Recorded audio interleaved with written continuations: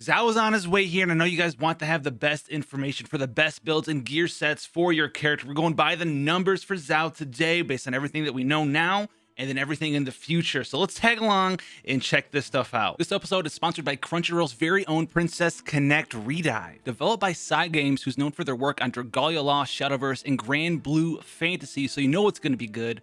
Princess Connect is an anime RPG filled with animated cutscenes and over 50 heroines and counting as of now.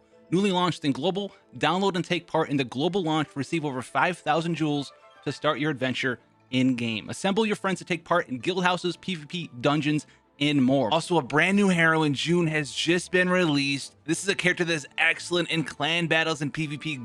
You want her, go and get her. She looks super cool and is very strong at shredding the defensive line of your opponent's team. Make sure you guys check out the download link in the description in the pinned comment so you can get your hands on the next RPG game out there. Now we're going over multiple builds for Zhao today, 4-star weapons and 5-star weapons if you are interested in those. We're also going to be going over the best builds for the best combination of attacks during his ultimate. So we're going to have the general build here, which is going to be 2 pieces of Gladiator, 2 pieces of the Viridescent Venera set. This is because the best combination of attacks for you to be using during your elemental burst as Zhao is going to be a combination of your elemental skill and your plunge attack. You're just going to plunge attack, elemental skill, plunge attack, elemental skill as many times as you can. You want to get that combination in there, and then when you're done with that, you're just going to start plunge attacking again, maybe get a normal attack in there, but elemental skill, plunge attack, that's what we're looking at. Those are the 2 most important factors in determining your DPS as Zhao. As we go through these builds, you're going to have the base stats as well as the percentages of what their substats are and their main stats are.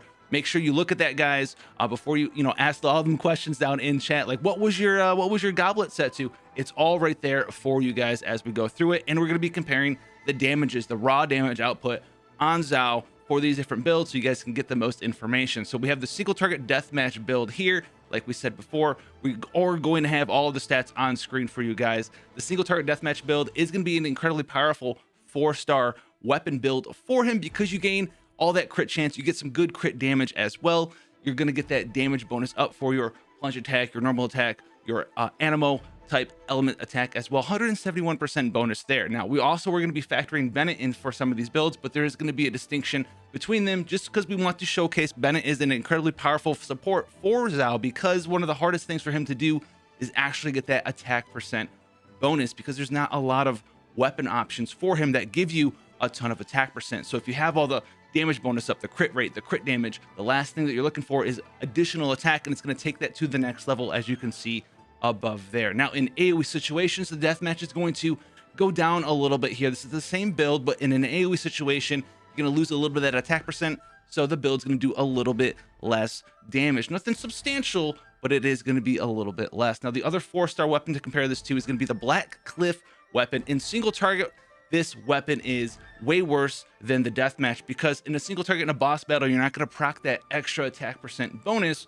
because it's based on defeating enemies. However, there's a ton of high tier hard content like the Abyss, where there's multiple monsters, where you're fighting multiple enemies, and when you do have that build in an AoE situation, it's going to do even better. So it's going to be better in AoE than the deathmatch is in AoE. Deathmatch is going to be better single target than the Blackcliff is. So if you have both of those weapons, or maybe you're trying to pick between the 2 of them, AoE, if you find yourself doing the Abyss, right, you're using Zhao on floors with multiple enemies, not the boss monster floors, but the multiple enemy floors, you're going to want to go for the Blackcliff one, even if you are using this general AoE, a ×2 Viridescent, ×2 Gladiator setup there. Now, if you are doing literally only boss weeklies, you don't touch the Abyss, you just want to get in there and do a bunch of stuff, then the deathmatch single target build is going to be what you're using there. Now, both these builds, all of these builds have the same different builds, same substats, same crit hit rate, same crit damage. All that's really changing between the 2 of them is going to be their base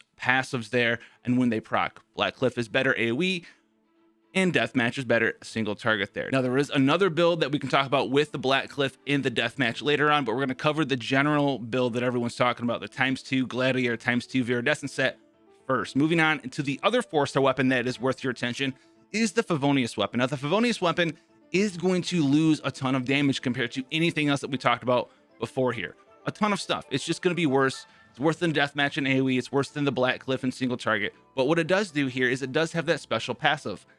It gives you elemental particles when you score critical hits, which is going to be a big thing with Xiao. You want his elemental burst up. If that's something that you want to have access to, him helping himself out more, getting elemental burst faster. You don't want to design a party around him. You want him to be his own guy. And this is going to help you out there a little bit. It also gives you a little bit of energy recharge. It's just simply going to be a loss of damage for faster uptime on your elemental burst. Now that's hard to quantify as far as damage goes because there's so many different calculations that go into that. Just know that it's going to help you get your elemental burst up that much faster. It's going to give you like 30-40% elemental recharge. If you had none in your substats whatsoever, then it's going to be 30 to 40% faster than before, not even factoring in the extra particles. So you might get your elemental burst up to 50% faster.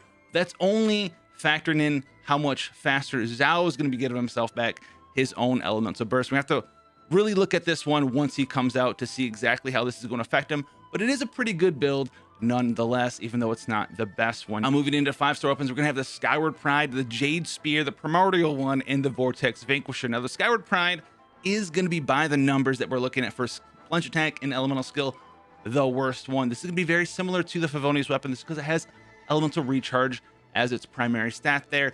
It does give you a little bit of crit rate, so it's going to be better than the Favonius weapon. It has a higher base attack, so it's going to be better than the Favonius weapon.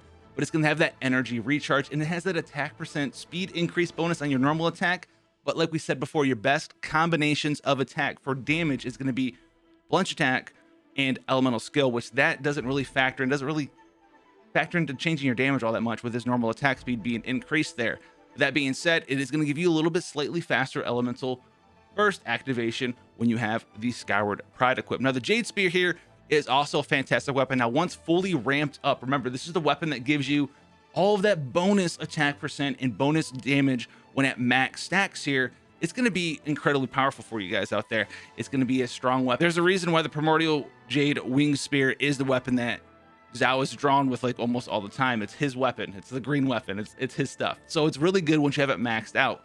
But what you have to do, remember, you have to get those attack percent stacks maxed up. So you have to attack 7 times, and that can occur once every 0.3 seconds. So you're gonna have to spend, you know, like maybe like 2-ish, almost 3 seconds to max it out. So maybe it's a playstyle change, which is totally fine. You swap into Xiao, you attack 7 times with your normal attack, and then you elemental burst, and then you go in with your plunge attacks and your elemental skill. So I don't really see that as a downside per se for me. That's just a playstyle thing that you guys are gonna have to do and utilize there. And once you have that, it's gonna be incredibly powerful. The weapon has crit rate as its substat, gives you 22.4% attack at max stacks there, and it's gonna give you 12% damage up to everything that you do there, to your plunge attacks, your normal attacks, your charge attacks, your elemental skill, your animal damage. It's a very powerful weapon here, and that is why you can see that it is by far one of the best weapons to have equipped on Xiao. Now the last one here is the Vortex Vanquisher here, and this one is going to require you to have a shield, and it does have that stacking requirement, right? Attack up to 4 times, 5 times, get those max stacks, and you need a shield on Xiao to double that effect up to 40%. Now if you have that, it's going to do very, very good, as you can see before you add Bennett in, because it gives you the most attack that you can gain access to, 2,983 attack. However, less crit rate than the Jade Spear, less total percent damage bonus here. So this is why we like to compare things with Bennett. As you can see, the Vortex Vanquisher is better if you have a team built around him before Bennett, but once you add Bennett into that Jade Wind Spear calculation, the Jade Wind Spear becomes much better than the Vortex Vanquisher. And this is because you get all of that attack percent back up there. You're doing good. You have higher crit rate. You have higher total percent damage bonus. It's going to be a good thing for you to get your hands on there, and it's very, very, very, very powerful.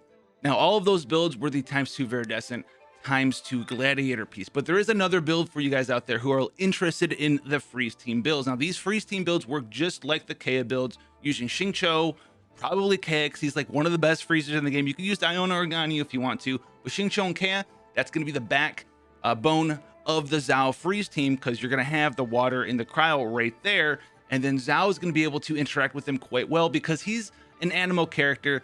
He doesn't ruin your combination attacks. He just swirls them and spreads it around. So you're going to be able to spread the Hydro from Xingqiu's elemental burst skill into enemies in front of you, and then run into them with Kea, freeze them, and get that cryo set bonus, the 40% crit rate. And this is going to be a huge thing for you guys out there. So the Deathmatch actually can get a 100% crit rate build. It actually goes to 101% crit rate with 10% crit rate substats there. And this is a huge damage increase, as you can see, even in the AoE situation here. it makes it go up quite significantly, and this can even further increase over time because you're already at 100% crit rate. So now you can build your stats around crit damage more and more and more and more. We haven't done it in this example because this is an entry level example here, but you can go in and build and just focus on attack percent and crit damage the entire time and have an extremely hard hitting character there with the Deathmatch freeze build. Now there's also the Blackcliff freeze build, which is even better than the Deathmatch freeze build, especially in AoE circumstances. The freeze team is going to keep your Xiao very safe, right? Enemies who are frozen can't hit you. Xingqiu is going to allow you to freeze them. And the Xingqiu swords are also going to heal you when they expire. So they're going to be recovering that HP that you're losing from Xiao's elemental burst, which is very, very, very, very good on top of that. In conjunction with Bennett, you're going to have a lot of healing and safety in this team. It's going to be a good thing. Now the Blackcliff really benefits from this because it doesn't have 100% crit rate right off the go. But what you can do with the subsets here, you get 217% crit damage, 74% crit chance, then 1,991 attack before Bennett, 2,791 attack after Bennett. You can see that these numbers are actually, with this build, better than or on par with a lot of the 5-star builds that we looked at earlier. And this is the power of the freeze team set here. Now obviously this isn't with a ×2 cryo character bonus because you'd have to give up Bennett, so we also put that in there for you guys. What if you wanted to use ×2 cryo characters to get that extra crit rate? Is that better than using Bennett? No, it's not better than using Bennett at all. It is going to give you a bonus damage because that crit rate is going to increase how often you crit, and thus, you know, weigh the crit damage up even higher for you and get more use out of that crit damage. But the Bennett, the huge attack bonus, that's just going to be the most overall damage increase that you can gain access to with Xiao. This also is going to hold true, this freeze build, for all the other builds we talked about. It's a DPS increase for every single build in the game, whether you have Deathmatch or you have the Blackcliff. Now, the reason you wouldn't want to use this build though, guys, is because it is very team oriented, right? If you don't have Kea, you don't have Xingqiu, that's 2. Xiao, you only left with one other person, which is going to be Bennett. That's pretty much the team. That's pretty much the team for you guys there. But if you don't want to either play that, or if you have access to, it's going to be a small amount of part of you guys out there, but if you have access to like C4 Jade or like C6 Venti, those are the only other characters in the game that can give you an even larger damage increase than the freeze team is. And this is because those are the only characters in the game that can give you minus 40% animal resistance. It's all locked behind those 6-star constellations for your boy Xiao, and that's going to be the biggest DPS increase because the vast majority of enemies in Genshin Impact, when they have an elemental resist, it's 10%, and they're going to drop it by 40%. That's going to drop it into the negatives by negative 15%. Basically, it's a 27.5.6% DPS increase for all of the stuff that he does, and nothing beats that out. You're going to sum it up, that's just going to be the best build. If you have access to those 2 specific characters for him, you're going to run the ×2 Gladiator, ×2 Viridescent for that damage bonus increase, the general build.